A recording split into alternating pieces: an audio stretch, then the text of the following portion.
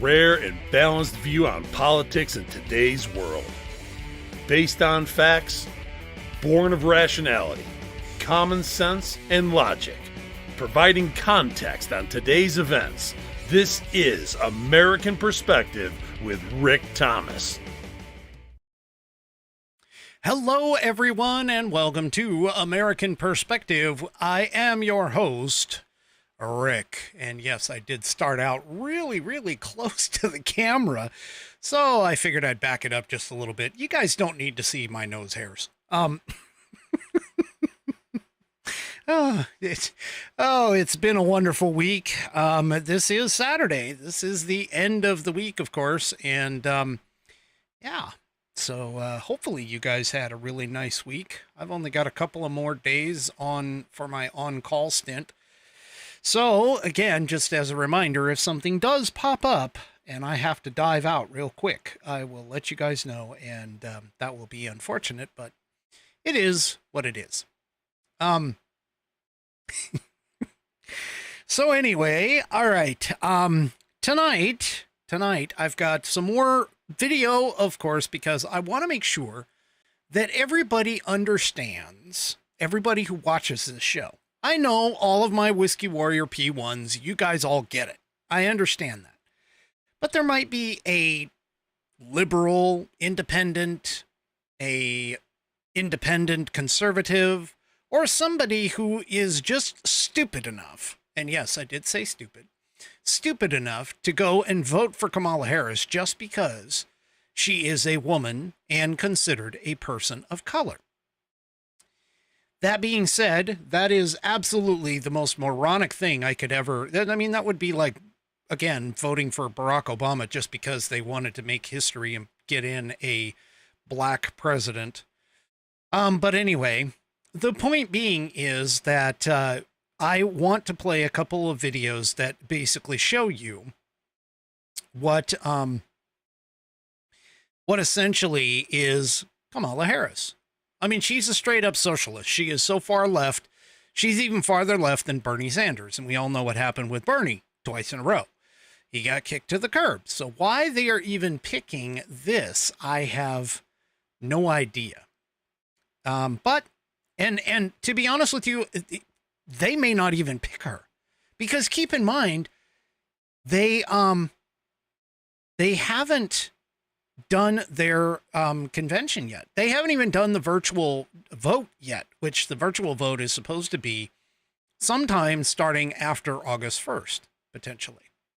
And so, you know, again, we're in the kind of honeymoon period. There's a lot of people out there who are trying to hype her up. The mainstream media and everybody in the Democrat Party is essentially trying to cover up her stint as the border czar, and so on and so forth. And so, yeah. Anyway, the point being here is that I want to make sure that the opportunity presents itself for people to really get to know who Kamala Harris actually is. Because I just don't see her being a very good president. She wasn't a very good vice president. She certainly failed big time on the border, which was presumptively her entire purview. And so far, that has been her, basically her only claim to fame so far in this administration. Other than, obviously, trying to help and get kicked... what's her name, or what's his name, Oatmeal Brains Biden kicked out, because you know she was a part of it. I mean, seriously, you got to know she was a part of it. And so yeah, it just is what it is. So all right, on tap tonight for the Pledge of Allegiance, I have Coco Domingue, Cam, and Sean. Now, Cam and Sean are, I believe, her sons. I'm fairly certain, Coco Domingue's sons. And Sean is normally a nonverbal autistic, but he gets so excited about the Pledge of Allegiance that he can recite it. and he will do so, but then he gets to a point, in this particular clip anyway, he gets to a point where he gets so excited he has to drop back into his nonverbal state. So that's what you're going to hear is Coco, Cam, and Sean reciting the Pledge of Allegiance. So please, everybody stand, if you are of mind, remove your hats, like me, and put your hand over your heart, and let's follow along with Coco, Cam, and Sean in our fantastic Pledge of Allegiance. I pledge allegiance to the flag of the United States of America and to the republic for which it stands, one nation, under God, indivisible, with liberty and justice for all. Thank you very much, Coco, Cam, and Sean, for that wonderful rendition of the Pledge of Allegiance. Now, if you would like to get your version of the Pledge of Allegiance on this program and get it into the rotation, record yourself doing your rendition and then send me the audio file. You can send it you can email it to me at fans, F-A-N-S, at AmericanPerspective.online. That's fans at AmericanPerspective.online. And that's, of course, where pretty much everything goes, including question of the week, which I have a very intricate one up for this evening, as well as the pet of the week, which I do on Wednesday's show, at the end of Wednesday's show. And I do not have, at this point, I don't have a pet of the week for this week. So if you haven't had your pet on there, or if you have some variation of a new pet, go ahead and get those submitted so that I can get them in the queue and set up for the pet of the week. All right. Tonight's broadcast is partially sponsored by, of course, the Institute on the Constitution. The Institute on the Constitution was established in 2004 as a 501c3 nonprofit with one singular mission: to restore the constitutional republic through grassroots education. All courses and materials are developed using primary source documents and taught from the American view of law and government as defined in the Declaration of Independence in the following 3 key points. 1, there is a God. 2, our rights come from him. And 3, the purpose of civil government is to secure and protect our God-given rights. The IOTC offers the opportunity to educate yourself on our most precious founding document, the Constitution of the United States. They also provide tools to educate your community and get involved with local government. Start by taking their free U.S. Constitution course and go from there. Use my affiliate link, iotc.americanperspective.online, to sign up. And while you are there, take a moment to look through their other course material and information. My affiliate link, once again, is iotc.americanperspective.online to get great content to learn about our historical founding and support the show in the process. That's iotc.americanperspective.online. Or if you just want to purchase this fabulous Saddleback leather-bound U.S. Constitution to support the show, go to constitution.americanperspective.online. Check this thing out. It has got 1/8 of an inch of Saddleback leather that surrounds pages that are tear and water resistant. Check out this binding. No fake glue here, folks. No cheap glue on this one. This is stitched all the way through, including up to and wrapping around the leather the leather exterior. It has rounded corners so you don't get poked in the butt when you stick it in your pants pocket or your shirt pocket if you get poked in the chest or whatever it is. The interior documentation, by the way, has been verified to be accurate, including Roman numeral amendments, at least according to my Rumble Rumble Whiskey Warriors. It is buddy tested, buddy approved, Billy tasted, Billy approved, and my youngest whiskey warrior has confirmed the contents will get you your Civics badge in Scouts. Go to constitution.americanperspective.online to get your copy today. And also, don't forget to check out the IOTC, the Institute on the Constitution, who has all of that. Oh, I forgot to tell you, too. Thank you, buddy. It has a 100-year warranty, by the way, against materials and manufacturing defects. If something goes wrong with the Constitution, if it falls apart or whatever, you can send it back to the manufacturer and they will either fix it or replace it for free. And that is a fantastic thing. It's a great heirloom. Again, buy one for all of your friends, whether they're conservative or leftist. Either way, doesn't matter. Send it on to them and get them constitutionalized. Hey, new person, new point here. Where is it? Music Man over on Rumble said that his niece used it to pass a government class in school, and that is fantastic. Yes, that is fantastic. Congratulations on that. So that just shows you that it is accurate, historically accurate to the times and to the places for today. So that is fantastic. All right. So let's get on with the show. Our first segment, of course, is On This Day in American History.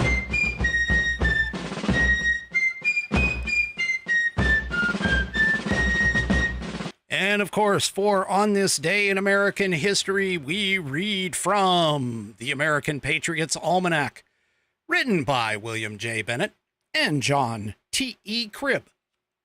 Chock full. Just look at how thick this book is. Chock full with all kinds of factoids about the United States. And it is able to, make sure that you are very well aware of all the little things that you may not have learned in school about our historical founding in this great place that we call home. All right, so tonight we're going to talk about the transatlantic cable. Cyrus Westfield made so much money in the wholesale newspaper business. By age 33, he had retired to a mansion in New York City. He was feeling restless in 1853 when he had the wild idea of laying an underwater telegraph line across the Atlantic Ocean. At that time, messages between the U.S. and Europe still went aboard sailing ships. A transatlantic cable would connect America with the rest of the world. With little knowledge of oceans or telegraphy, or I guess that's how it's pronounced. Anyway, Field threw himself at the task. He queried scientists, rounded up investors, and hired engineers. He convinced the U.S. and British navies to lend him 2 ships. In 1857, the steamship Niagara began laying cable from Ireland's coast. The line snapped after 350 miles had been laid, and the attempt was abandoned. A depression reduced Field's personal fortune, but he continued to work without pay. In June of 1858, 2 ships met in the middle of the Atlantic, spliced together 2 halves of a cable, and proceeded toward opposite shores, laying the cable as they went. Again, the line broke. A month later, Field tried again. This time, he got the cable laid. President Buchanan and Queen Victoria exchanged messages. New York City celebrated with parades and fireworks. Then the line went dead. Somewhere on the ocean floor, the cable had failed.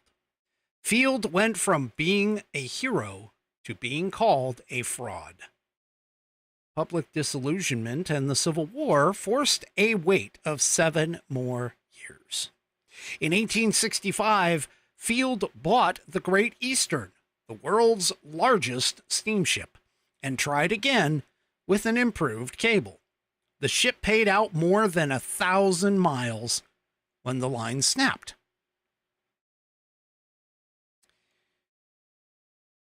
On July 27th, 1866, on the fifth attempt, the Great Eastern arrived at Newfoundland, trailing 2,000 miles of line.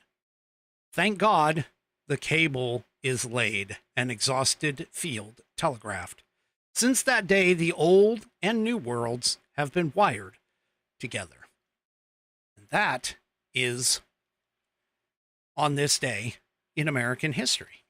Now, I can tell you that that it was a fantastic undertaking, I should say. And of course, it just goes to show you and puts an example of the ingenuity and the tenacity that Americans had back in those days in order to do things that were great like that. So, yeah.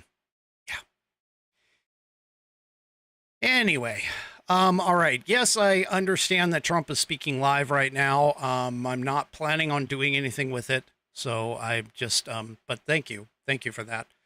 I do appreciate that, but all right. So, let's move on.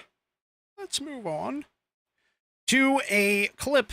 Since Trump is speaking, we need to make sure that he understands, or that we understand who it is that he is going up against. That is presumably going up against, because again, as I pointed out, she hasn't been named the nominee yet. There's still a lot of things that could happen between now and when the actual convention happens, or the virtual thing next week, or whatever it is. Anyway, so here in Town Hall, this is just yet another Kamala clip that she hopes that voters will never, ever see. So Kamala Harris, as I've been telling you a lot, she is a total cringe factory. She's a radical leftist. She has said so many things on camera that are far out of step with the mainstream American electorate. And the mainstream media right now is in complete spin mode, trying to clean all of that up. In fact, GovTrack, which is a website that rates senators and congressmen and people based on their voting record, they went ahead and cleaned up her listing there. And her listing was that she was even farther left than people like Bernie Sanders. That's the kind of information that the campaign is trying to keep out of the people's hands. And so toward that end, if you have a social media account and are of interested mind, you can go and start finding all of these places that are putting videos out, and make sure that you either retweet, repost, point to them, this has got to be literally a grassroots effort, because the mainstream media is certainly not going to bring this stuff up. So we've got to make sure that we help and push all of these things, because again, the left and its sycophantic propaganda machine is attempting to rewrite history in clear 1984 George Orwell book style. In order for this to make it so that people just don't see the real Kamala Harris. I'm kind of hoping that eventually she will have, her campaigns and campaign stops and so on and so forth. And I mean, it's eventually going to come out. It is. The honeymoon phase right now is still in full swing. And eventually, I'm fairly certain she will show up. Her real self will show up in front of everything. But that being said, here is a video. This was posted by Matt Woking on X, according to Town Hall. And let's just take a look here in terms of who Kamala Harris actually is. This is irresponsible. It's the height of irresponsibility for the commander-in-chief to suggest that we have to build a wall across our southern border because there are terrorists who are trying to invade the country, it couldn't be farther from the truth. And that actually is the truth, because we've had several terrorists who have come across. She took over, and then we had, 10 million illegal border crossers who've broken our laws. We've had several people who have come across, not to mention the fact, by the way, that there was a guy who basically stated, and he was from a country that harbors terrorists. I can't remember the country right off the top of my head, but he basically said, "You will know my name." When the news people who were talking to him said, "What's your name?" And he goes, "You will know my name." So, anyway, she's proposed, of course, decriminalizing illegal aliens and their crossings. She wants to try and make it so that that's not a crime to do. She also has advocated for taxpayer-funded health insurance for all of those illegal aliens. So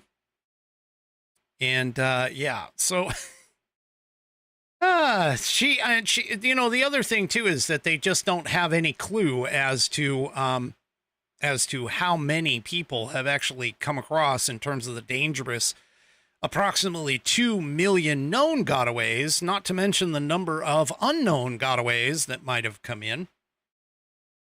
We do know that 2 Middle Eastern illegal aliens tried to lie and force their way onto the Quantico military or installation out of Washington, D.C.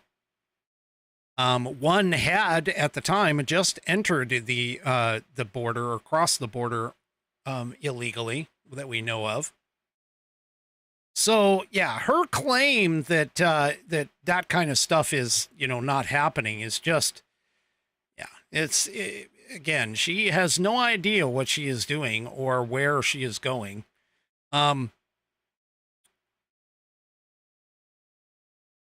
So again, she's completely lost as far as that goes. She also has praised the whole defund the police movement in June of 2020 during a radio interview, and this was even printed on CNN Politics. So, again, this woman literally has no idea of what the heck she is doing. And like I said, she is a complete leftist. Her views are just absolutely horrible with regards to this. And the mainstream media has even talked to her about it, and they are attempting to cover it up. Take a look at this clip that RNC Research posted with regards to CBS News Minnesota in her... I want to ask you, the Minnesota GOP is holding a press conference this afternoon to criticize you for your support a couple of years ago, before you were the vice president, for something called the Minnesota Freedom Fund that was really set up to help those who were arrested in the aftermath of the George Floyd riots, help them get out. It's since been sort of morphed into something else and has been used to help people get out who've been accused of many other crimes. Do you have any thoughts about this? Well, first of all, I am a child of parents who marched for civil rights in the 1960s in America. And I have always been and will always be a supporter of peaceful protests. Many peaceful protests over the history of our country have led to an expansion of rights and an expansion of civil rights. So that's where I stand on peaceful protest. And I think that, unfortunately, what we're seeing is people are playing political games right now. We're 18 days away from midterms. And we have sadly not seen a lack of misinformation and disinformation. And I think this is another one of those examples. So one other thing that I want to point out in terms of this is that, yeah, she actually did promote what is called the MN Freedom Fund, which was the Minnesota Freedom Fund. And the Freedom Fund put together was essentially that she supported and was trying to get people who had done illegal acts, rioting, burning, looting, etc. Of course, that was all through the BLM scenarios. But she actually actively did this. She actually did that. And I've got something more on that for this. And thanks to Music Man, he just put in a Rumble rant. And yes, I forgot to tell you what I was drinking tonight. So let me go ahead and back up so you guys can see. I'm trying and attempting to finish off the bottle of the Wild Turkey 101 that was sent to me by the Whiskey Warriors. And it is, of course, in the We the People, rocks glass, old-fashioned glass, whatever you want to call it, from Lucky Shot USA. LuckyShotUSA.com, I think, is where you can get this glass. I'm not even sure if this glass itself is available, but anyway, if it isn't, man, I got a collector's item. Anyway, thanks to my lovely Mrs. Whiskey. Anyway, so back to the show here real quick. She is honestly attempting to cover that piece up as well. As you saw in that post on X, the community notes had to come out, and by the way, her post is still up. Her post supporting them is still up. And here out of the Federalist, CBS denies Kamala Harris raised money to bail out BLM rioters, and which we know that isn't true. So she posted that again, Trump, they're saying that Trump falsely accuses Harris of donated to the Minnesota Freedom Fund, bailing out of dangerous criminals. Well, she did donate in-kind contributions, folks, because here it is. This is it right here. You can see right on the screen. If you're able, this is her Kamala Harris account on X. If you're able, chip in now to the MN Freedom Fund to help post bail for those protesting on the ground in Minnesota. I mean, just the mere fact that she put that in there is enough to consider that an in-kind contribution. Now, of course, the riots were, in June. This was on June 1 is when she posted it. And the riots themselves cost upwards of $2 billion in damage. Okay.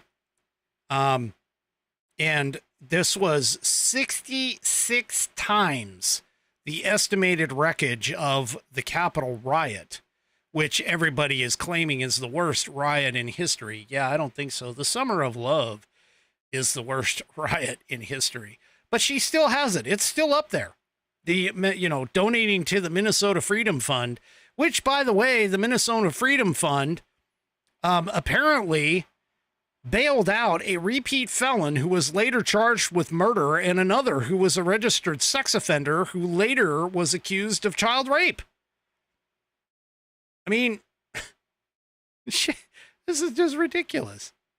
This is totally ridiculous. And they asked her about it, not to mention the fact that the Minnesota Freedom Fund, okay, according to the Washington Free Beacon, helped the fund reach $41 million in donations in 2020, and then added that the group itself only used a small fraction of that, $210,000, according to reports, to bail rioters out of jail. So here we have another Black Lives Matter scenario where they raked in all kinds of donations and only put out a few thousand of dollars in order to get it out. Now, reportedly too by the Beacon's Andrew Kerr, he wrote on Monday that the Minnesota Freedom Fund continues to reap dividends from Harris's fundraising efforts well into 2024.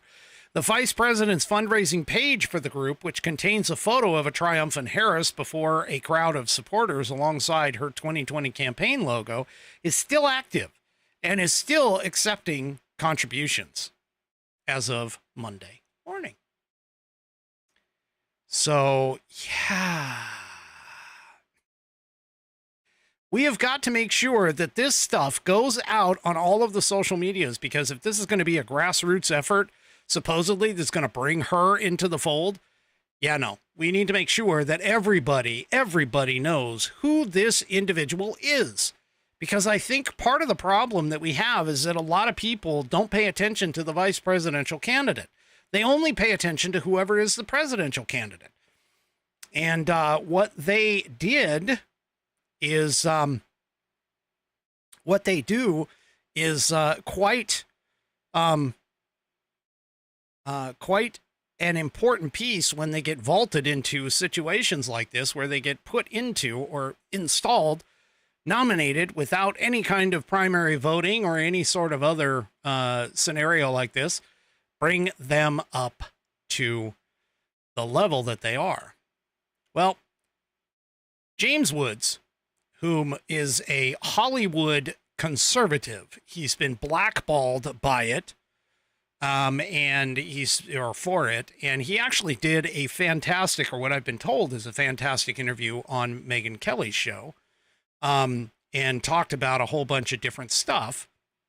But he posted, and I follow him on X because, of course, I like listening to his, or reading his posts in particular with regards to the Revolutionary War. Because for those of you that don't know, James Woods is actually a descendant from a Revolutionary War participant and hero. And so, essentially, he posted earlier with regards to a video that was put together by Dave McCormick for U.S. Senate that has Kamala Harris in a starring role for this. And so here is the video. Kamala Harris is inspiring and very capable. The more people get to know her, they're going to be particularly impressed by her ability. The nonpartisan GovTrack has rated you as the most liberal senator. I am prepared to get rid of the filibuster to pass a Green New Deal. There's no question I'm in favor of banning fracking. Would you ban offshore drilling? Yes. What is the solution for voters in the fossil fuel industry? Giving the workers an ability to transition. We're not going to treat people who are undocumented across the border as criminals. That's correct. Raise your hand if you think it should be a civil offense rather than a crime to cross the border without documentation. Abolish ICE. Yeah. Is that a position you agree with? And we need to probably think about starting from scratch. Outdated, it is wrong-headed thinking to think that the only way you're going to get communities to be safe is to put more police officers on the street. Would you support changing the dietary guidelines? Yes. The food pyramid. What for people? Yes. To reduce red meat specifically. Yes. People who are convicted in prison, like the Boston Marathon bomber, on death row, people who are convicted of sexual assault, they should be able to vote? I think we should have that conversation. We have to have a buyback program, and I support a mandatory buyback program. So for people out there who like their insurance, they don't get to keep it. Let's eliminate all of that. Let's move on. I am opposed to any policy that would deny any human being public health, period. The more people get to know her, they're going to be particularly impressed by her ability.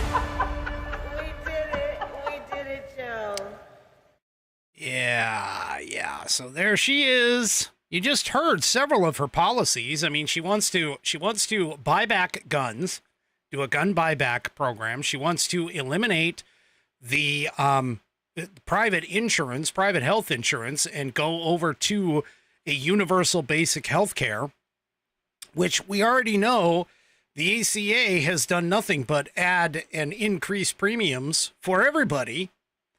And stuff like that. So there's just so much stuff that she is in support of that makes her a completely garbage candidate. And so they're looking to push her essentially, because I mean, let's face it, the Democrat Party has essentially stated clearly to everyone, that they don't care about your vote because of the fact that they have decided to go to this virtual, and I talked about this in the last couple episodes. They have gone to, they've decided to go to a virtual vote that is going to nominate her, actually anoint her as the heir to Joe Biden. And it doesn't allow, based on the rules, it is not going to allow anyone to try and challenge her for the president, for the nomination to the president, because of the fact that obviously that's who the Democrat elite cabal, Obama, Pelosi, etc., they want. Which, by the way, I made a comment not too long ago with regards to Obama not endorsing her. He already has. Both Michelle and Barack have endorsed her. So yeah, again, they're pushing her, and they're holding all of these virtual Zoom calls and things like that, and people are supposedly signing up for this. And in fact, the identity politics claims for her has grown to even to the point where they are now attempting to attract, I don't know how they're going to do this, but whatever. They're now attempting to attract white males. Yes, they are stepping away from the idea that the woman and, you know, that the women and the LGBTQ communities are going to be enough, especially the black women and the LGBTQ is going to be, you know, the key indicators or key methodology in order to get her into the nomination process and get her elected. Well, like I said, they're going after, they've now got White Dudes for Harris. This apparently is a new group. Oh my gosh. So this person, Michael Skolnik, I don't know. Anyway, threw out this thing on X, and this is in hot air that calls the attention to this. But apparently they have a virtual meeting started at 8 p.m. Eastern time this Monday for all white dudes. And this is how it's calling all white dudes for Harris. We up next. Yeah. Anyway, White Dudes for Harris. And again, they are touting, we are honest, open, and ready to support our first black woman president. And if that's you, go ahead and reserve your spot and bring your friends, family, and neighbors. Well, yeah.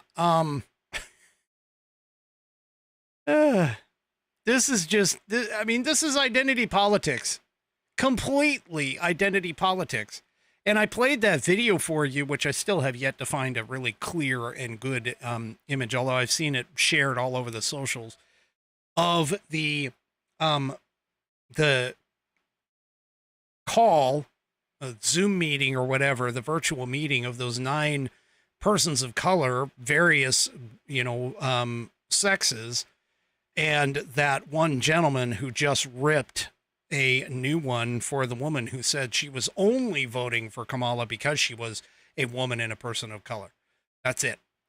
So anyway, yeah. And again, just keeping the idea in terms of the identity politics is clearly, that is exactly what the Democrats are counting on, is identity politics, whether you're a particular, ethnicity or a particular sex. That's what they're going to drive you on. Forget about policy, forget about intelligence, forget about capabilities. You've just got to focus on the fact that she is a POC and a woman, and that's all the qualities that she needs in order to get into this.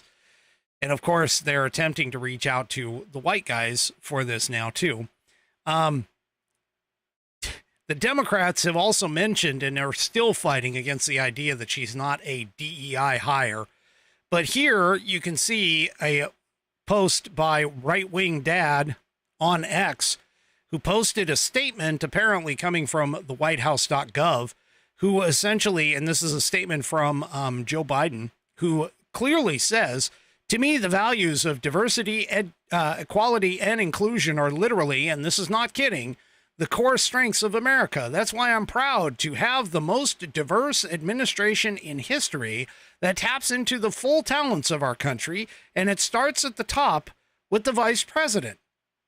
Well, we all know that she is the DEI hire.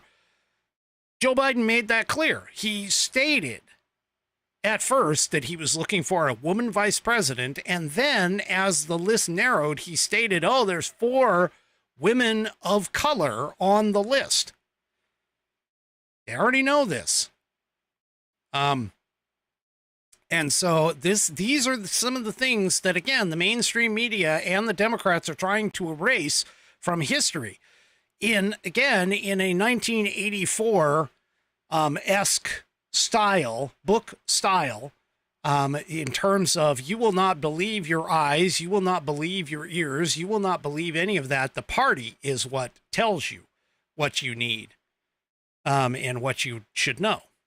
And so, yeah, all of this stuff, we need to make sure that that you guys and everybody in case that can go ahead and do this. Now, there was a suggestion, white dudes for Harris. Yeah, there's a suggestion that the pictures are, anyway, I'll just leave that for that. I just don't understand. I don't get it. I don't understand identity politics. What's the point? You want the best person for the job. That's the whole key, is to get the best person who can provide the items that are necessary in order to, in terms of skill set, experience, knowledge, intelligence, to be able to enact the laws that are written by Congress in this country and do it to the best of your ability, to be able to take care of all kinds of manner of just possible nastiness running around. I mean, I talked about that last night, which was essentially that, you know, the Russians and the Ukrainians are looking to possibly negotiate a deal. Do you think that Kamala Harris could actually negotiate a deal with those two? I mean, seriously. Anyway.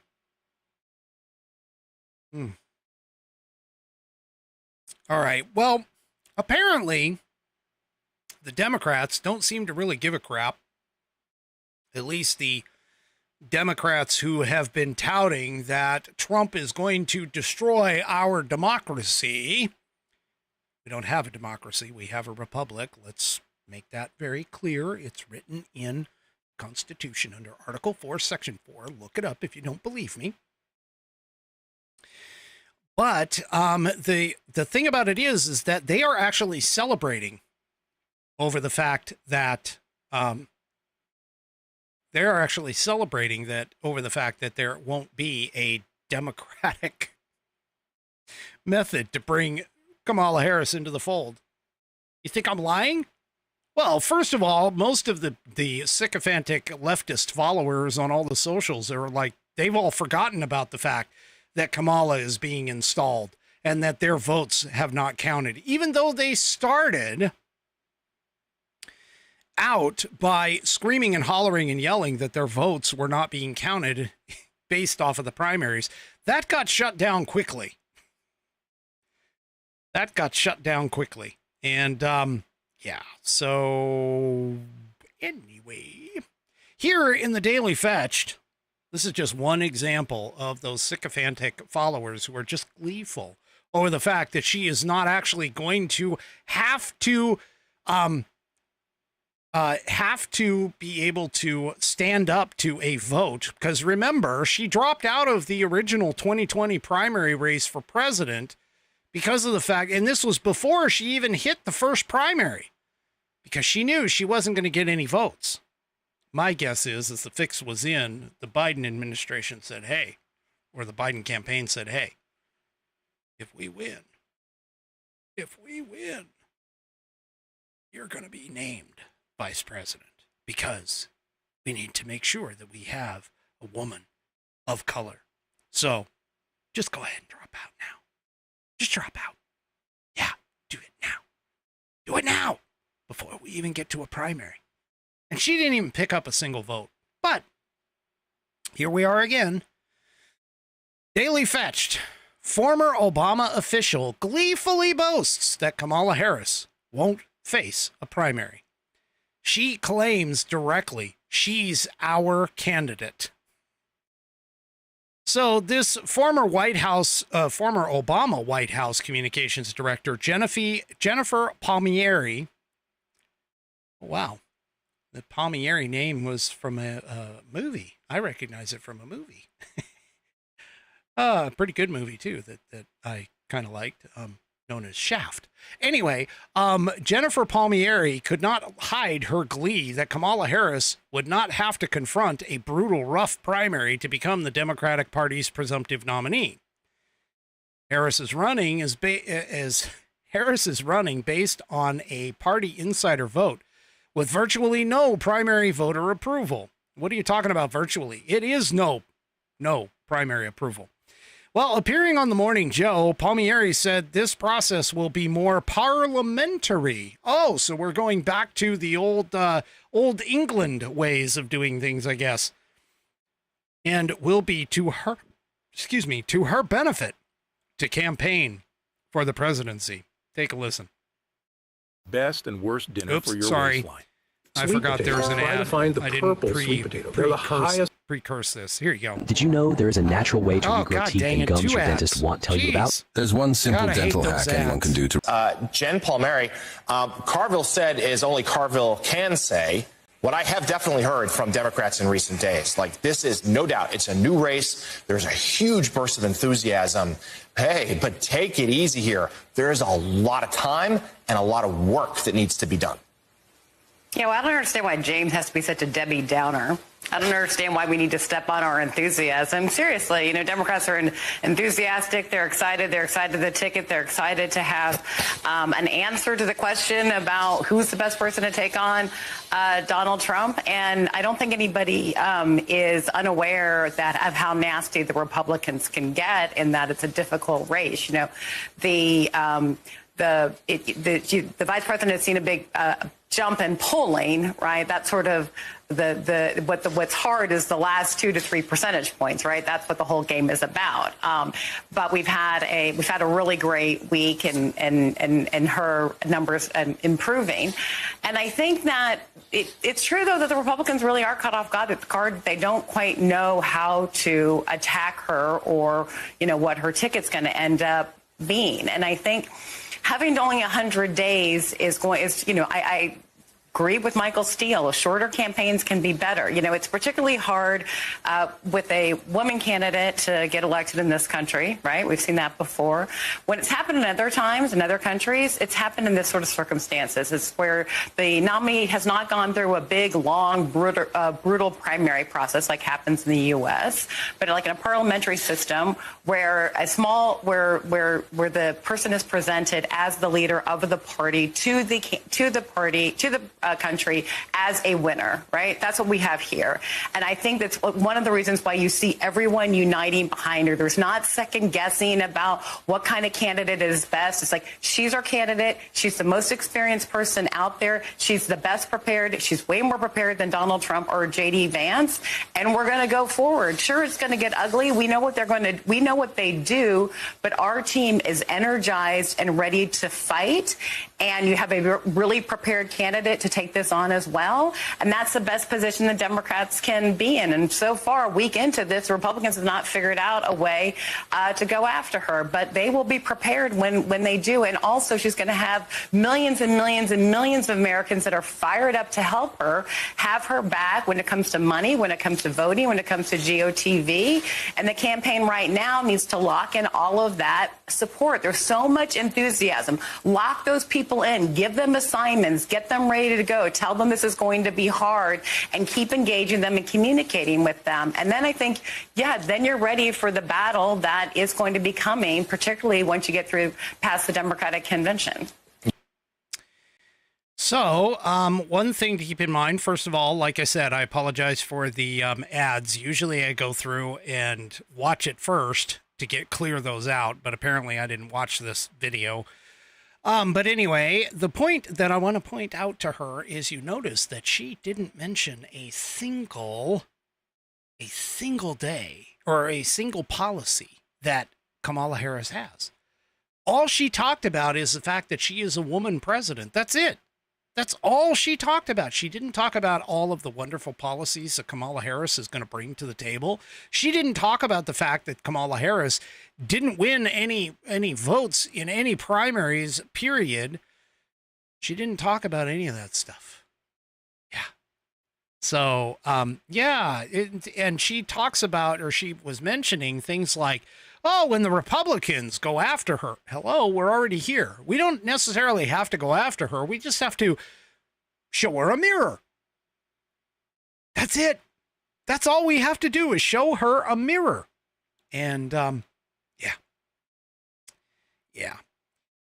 Anyway, she's just, she is just, the left is just excited about this entire thing. And don't forget too that Black Lives Matter has actually been calling for a open Democrat convention, and Black Lives Matter torched the Democrat Party for anointing Harris. And this is a person of color, but then again, I mean, at least that's what everybody else believes. But then again, keep in mind, she also has a record of locking up a lot of black men in California for relative minor crimes. So, yeah, this is just a mess. It's just a mess.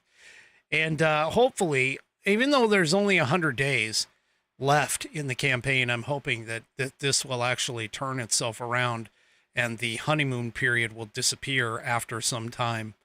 Now, as far as like the white dudes for Trump, white dudes for Kamala, that coming up on Monday, I can tell you that all of the social media outlets and all of the sycophant Democrat accounts have all been pushing the fact that they've had, over 100,000 people joined calls.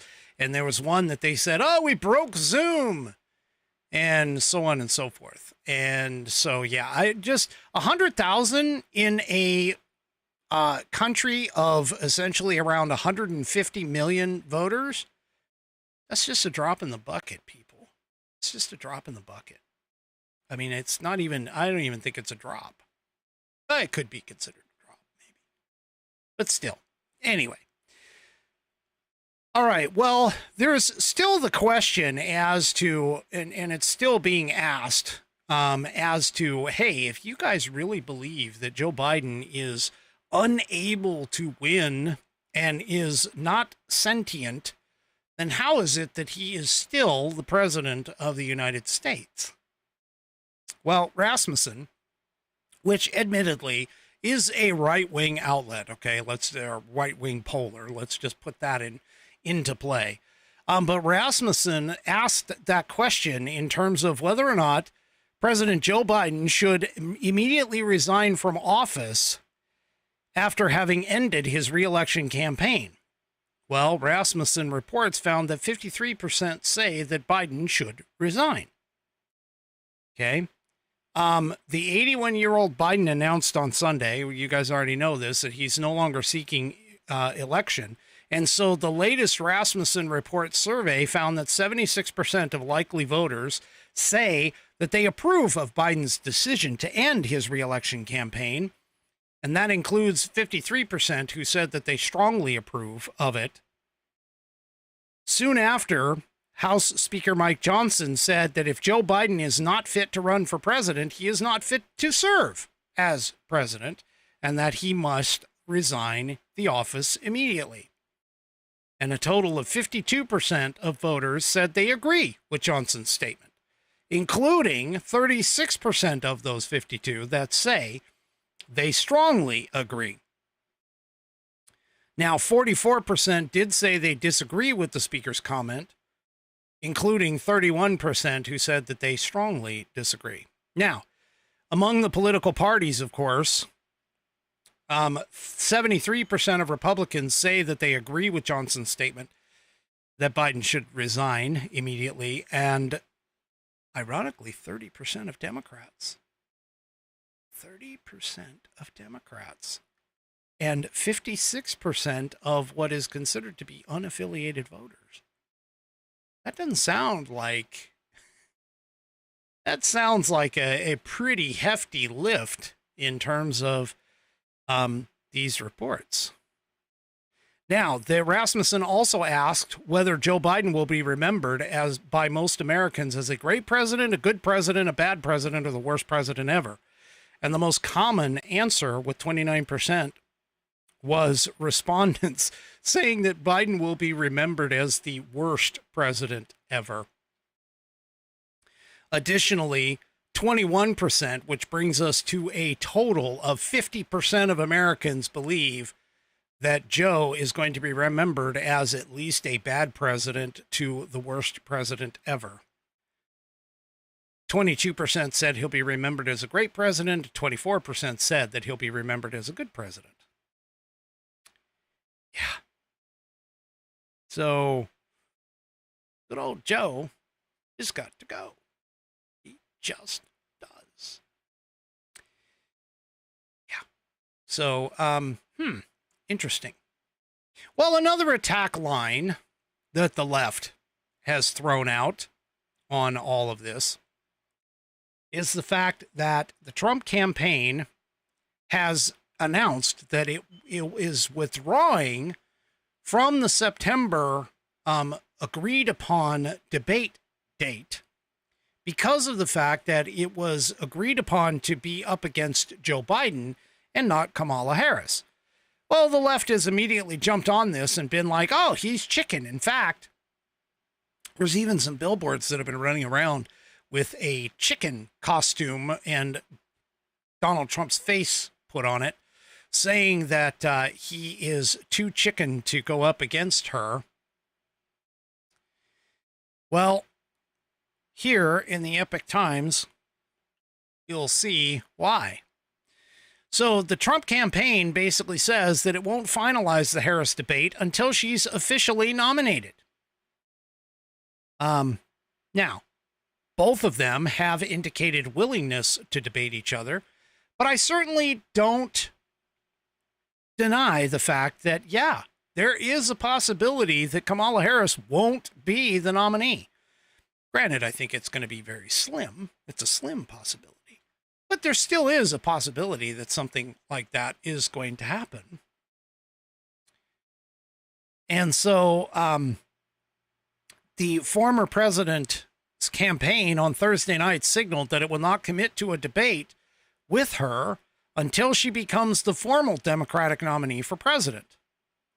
The statement, which was put out by Trump campaign spokesman Stephen Chung, said on Thursday, given the continued political chaos, general election debate details cannot be finalized until the Democrats formally decide on their nominee. They continued with, which, by the way, at the time, that was prior to Barack Obama endorsing Harris. But the statement continued and said it would be inappropriate to schedule things with Harris because Democrats could very well change their minds. Now, Friday morning, Obama endorsed Harris, and essentially the left jumped on the entire bandwagon and said, well, you know, technically Trump isn't the nominee officially yet either. And I have been going back and forth with some people and basically saying, look, Joe Biden had the votes. He participated in a primary. So he had the votes and he was the presumptive nominee. Donald Trump swept the primaries. He has the title of presumptive nominee. Kamala Harris has not had any votes in the primaries and is not the presumptive nominee because she didn't win any of the votes. Because remember, as I pointed out to you, the delegates may say that they are going to vote for the Democrats may say they're going to vote for Kamala Harris, but those delegates don't necessarily have to do that. I mean, legally, I don't even think they're going to have the legal obligation to do so. They just, by sheer nature, they might get together and say, "Nah, we're not doing it," and vote for somebody else. We don't know.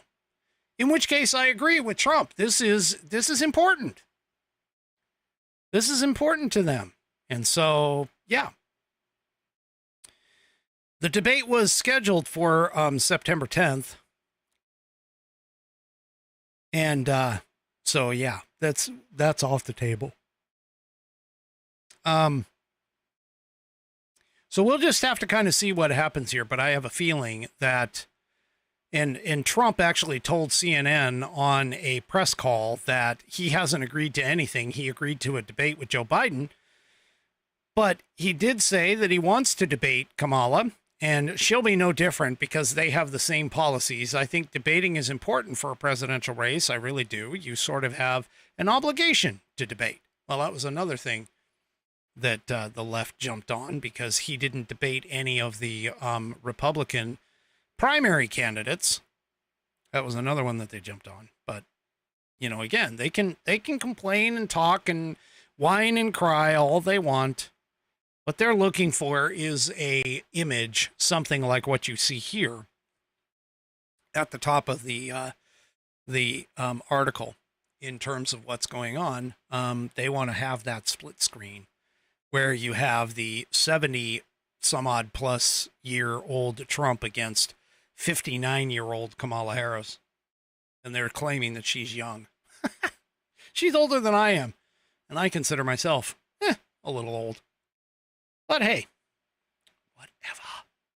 It's not going to matter anyway, because we all know he's going to wipe the floor with her. But because there's no way her track record in debating is not that good at all. So we shall have to see. All right. Let's see here. What do I have? Oh.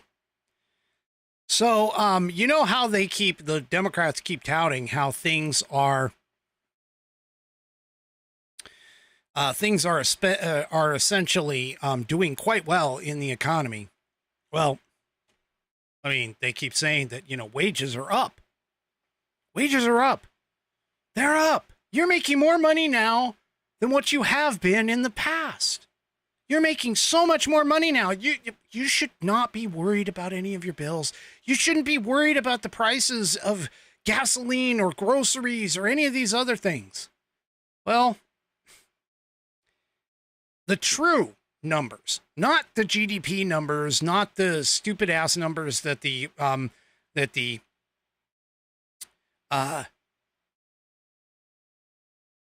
stupid ass numbers that the government keeps putting out, okay? Here's a real number. Credit card delinquency rates hit worst levels since 2012 in a new Fed study. So if our wages were going up, if the economy was going great, if we were paying attention to the bills and being able and had the money to be able to pay the bills, there's no reason you would have articles like this coming out. Okay? Credit card delinquency rates, people not paying their credit card debt. And of course, the left and the government seems to forget that there's articles that have been coming out how the credit card debt topped $1 trillion this past couple of years. I just don't get it. These people just have a serious delusionary cycle in their heads. You can tell me all of the stats in the economic scenario that you want. You can tell me all of that stuff that you want. But the fact of the matter is that credit card delinquency is a indication, a primary public consumer indication. Things are not going well. They aren't. They just aren't. Well, in terms of our situation on the global stage, there's people who are actually concerned, people outside of us that are actually concerned with regards to our own internal strifes. And what a lot of people don't seem to get, which I've told even some leftists that keep talking about how, oh, well, our economy is doing better than the global economy. And, our economy is, or we're more whatever the statistic is or whatever stat that they want to use. But the fact of the matter is that America positioned herself as on the world stage, being the freedom fighter, being the world's police, being the world's dollar, literally, and all of that stuff that's out there in terms of what's happening in the world. It stands to reason that certain people might be a little concerned about what's happening here in the United States. Well, this came out. This is a new study that Canada was done in Canada. Now, not that I really care about what they think, but it does definitely give us an idea that outside of America's borders, things that happen here in America, they affect everybody in the world. They really do. And so here we have a new study that shows concerns of a potential U.S. civil war have spread to America's neighbors, as Canada considers the possibility of a civil war in the United States as a under-anticipated disruption. So it's a recent study that was published, or that Politico itself published an article titled "Canada's Big Worry About a U.S. Civil War."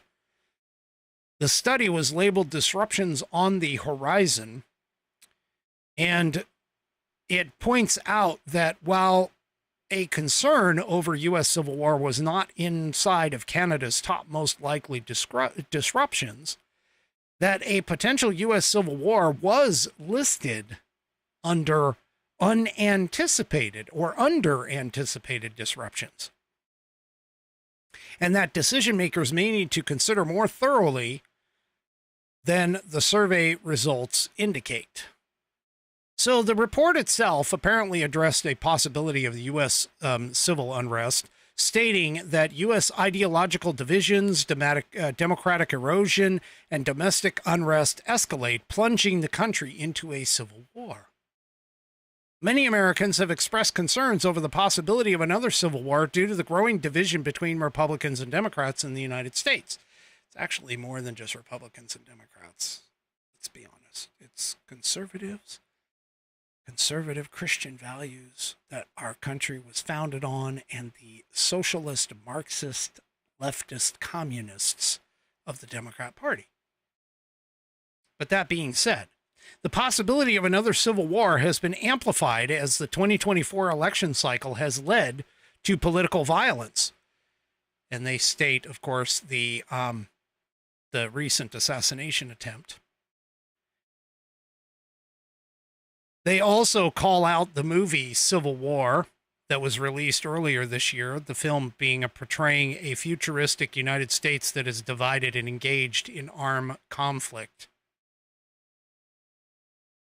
They also cite the possibility of a national divorce Bruce Stokes, who is an associate fellow at the U.S. in America program up in Canada, warned the U.S. is now more divided along ideological and political lines than any other time since the 1850s.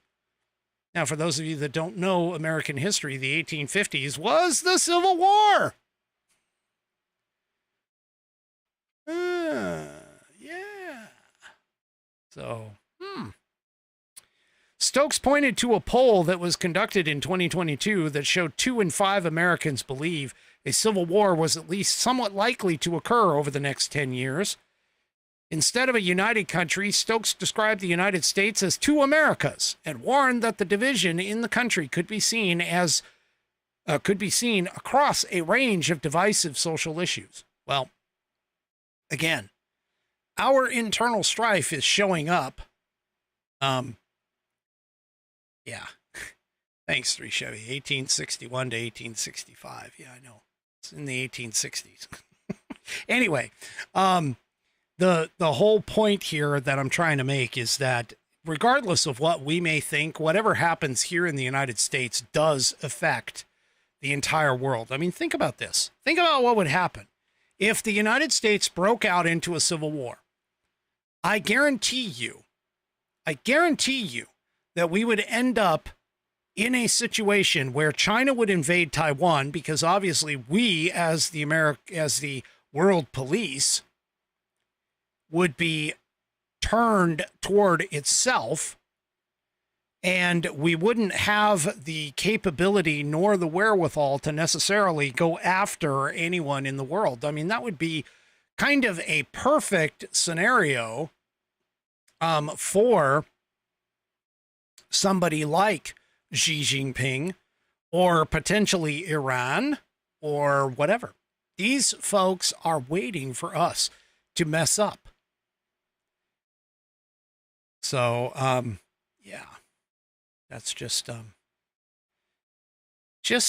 bit of a problem, people. We need to understand what's going on here.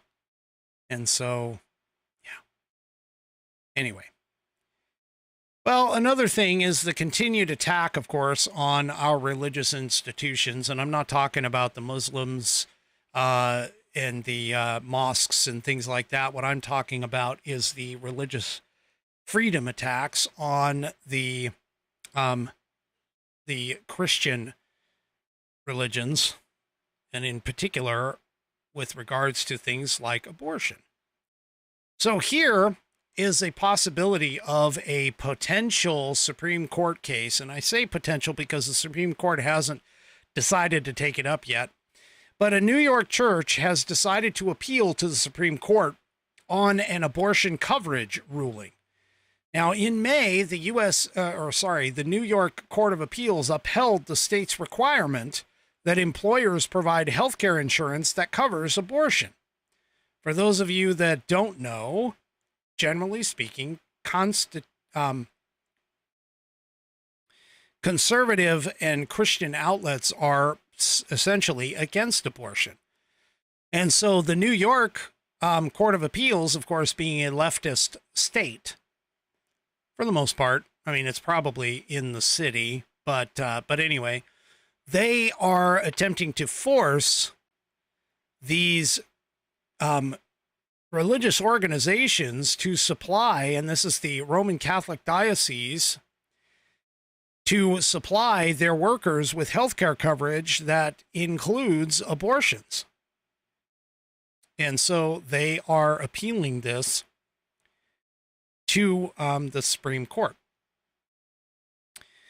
Lori Wyndham, Vice President and Senior Counsel at the Becket Fund for Religious Liberty, has confirmed that during an online press conference on July 25th, that the Roman Catholic Diocese of Albany, New York, is preparing a petition for certiorari, or review, to be filed in the coming weeks with the United States Supreme Court.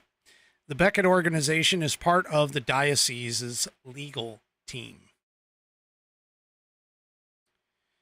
The case is Roman Catholic Diocese of Albany versus Harris, Adrienne A.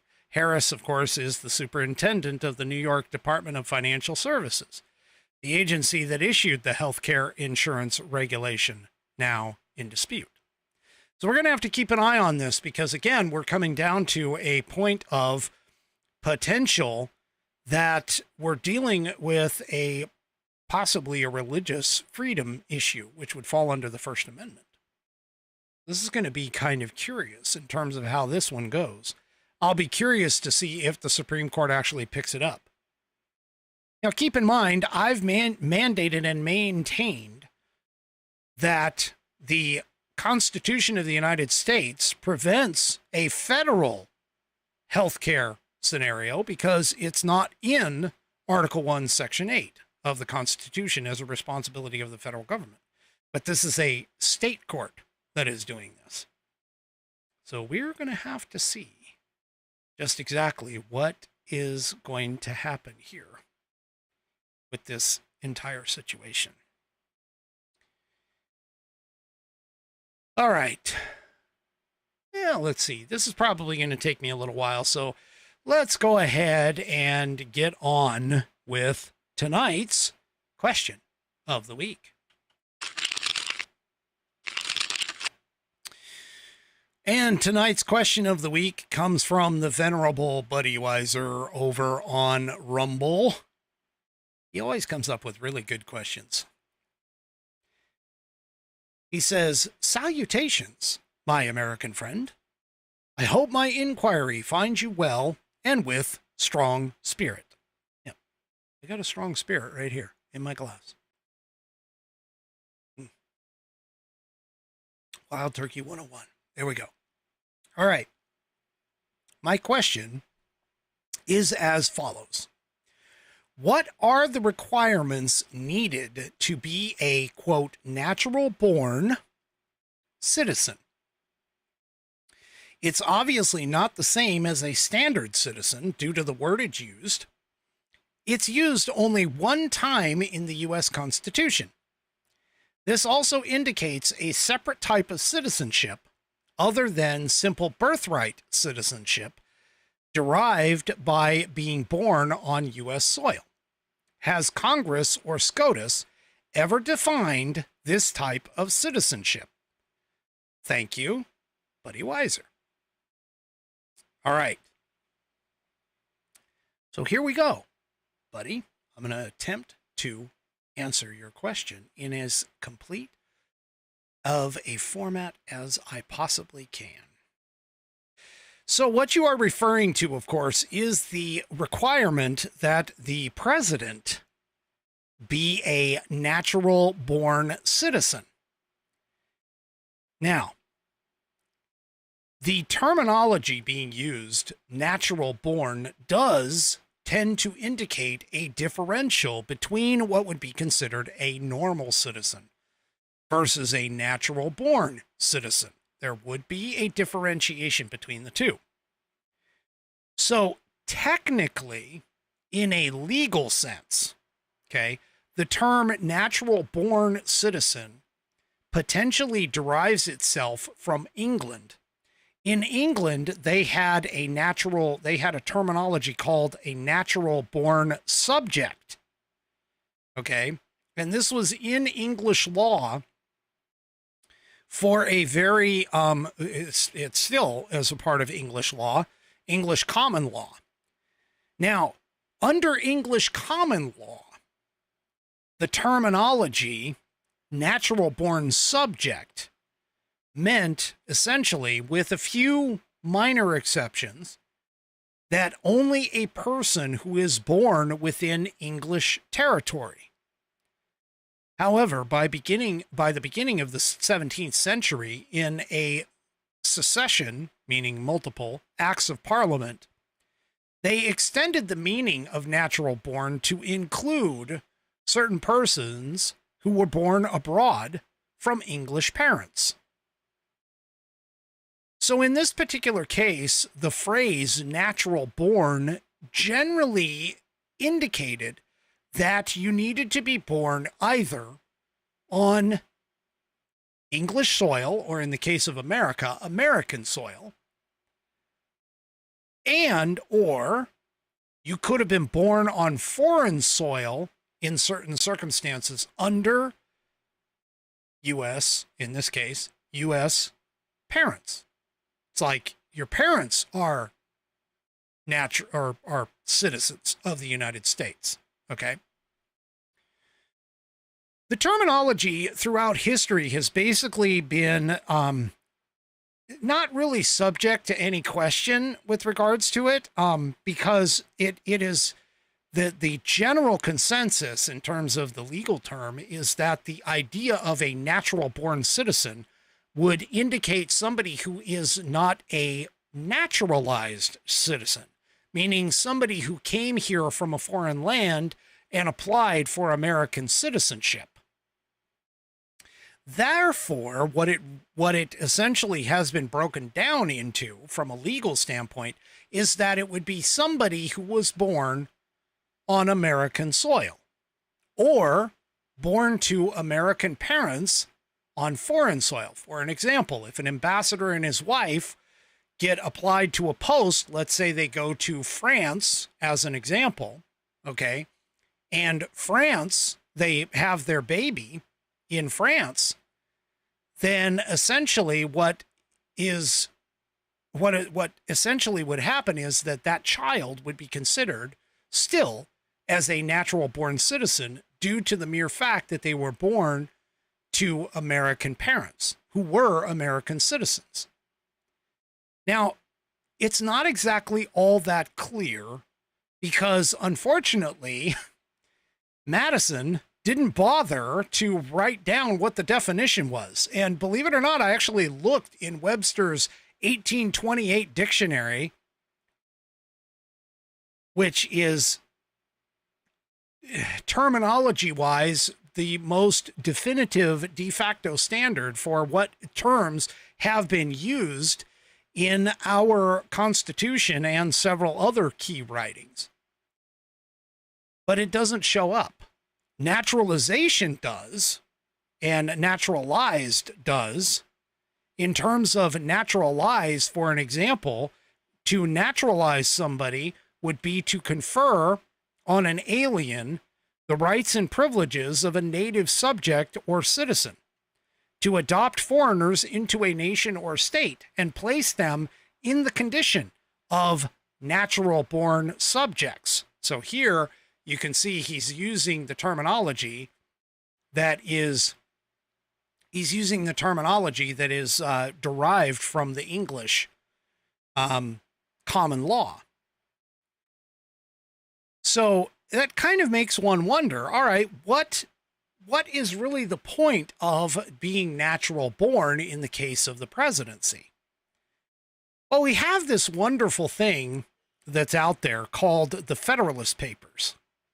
And the Federalist Papers were, again, for a little bit of history, were articles that were written in the Federalist, which still exists today, by the way, by Hamilton and Madison in particular to discuss the different parts of the Constitution that was being drawn and put forth to the American people such that they could understand all of the different aspects with regards to the Constitution itself. Well, it turns out that Federalist Paper number 68 discusses the mode of electing the president, but also represents the idea of what is considered a natural-born citizen. Now, what he is pointing out here in the Federalist Paper at the particular point is that the individual who is being put up for the presidency has to be of such manner that they have no ties to and potentially no allegiances to any other foreign entities.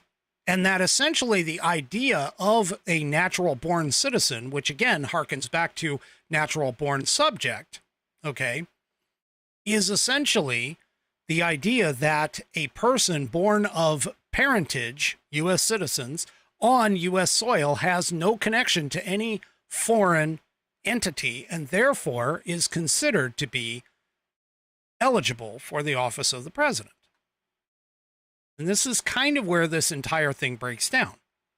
Now, the thing about it is that realistically, SCOTUS itself hasn't really necessarily ruled on this, although there has been indications that they've ruled on it. They have talked about, in particular, and let me see, there was one case in particular where they sort of underscored the idea that a natural born citizen was somebody who was born on the United States soil. Congress, on the other hand, has actually put into law a definition for a natural born citizen. It was done in the 108th Congress, which basically was from 2003 to 2004. And in it, this is a Senate bill, 2128, which passed.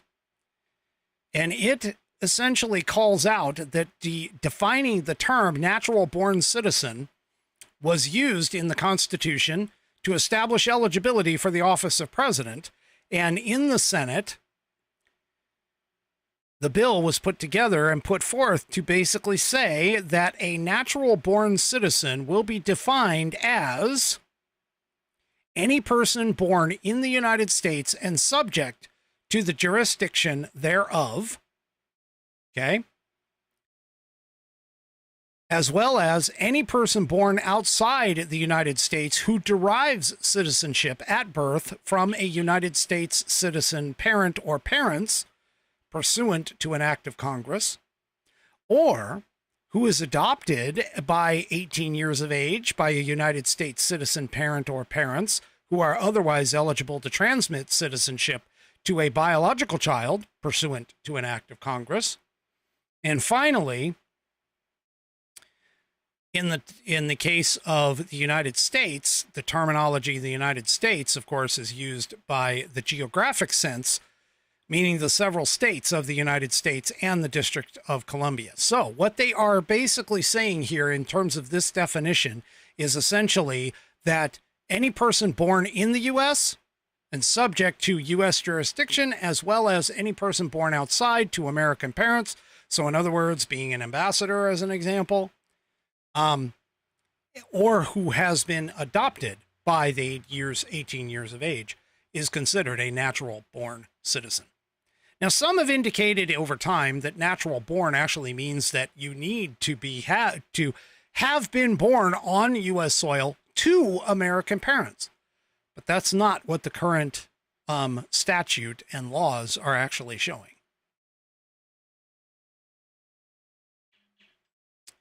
And I think that pretty much covers all of your questions with regards to tonight's questions for whiskey. As much as I would love to say, somebody who is not of natural descent. So for an example, like Kamala Harris, who was born to two naturalized parents, she was reportedly born here on U.S. soil. And so therefore, she is considered a natural born citizen. So she does qualify for the presidency, at least based on the legal aspects of the definition. All right, folks, that pretty much ends it for me tonight. Do me a favor, if you haven't already and are not over on rumble.com, please head on over to Rumble and subscribe to the American Perspective channel. Of course, you can't do that if you don't have an account, so sign up for an account. It's free. And then, of course, hunt up the American Perspective channel and vote. And click that green follow button. Outside of that, if you are already signed in on Rumble and everything, hit that green arrow or green thumbs up. Sorry, it should be right about here under the video. And go ahead and do that for me. And hopefully one day I'll get onto the leaderboard.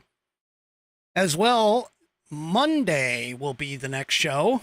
5 p.m. Pacific, 8 p.m. Eastern Standard Time, or Eastern Daylight Time, whichever way you want to go. And therefore, that will be my next transmission. You guys have a great rest of your weekend. Enjoy whatever's left of it. And we will see you all on Monday. Good night, everybody. previous broadcast was produced and is owned by Active Eye Media LLC. All rights reserved.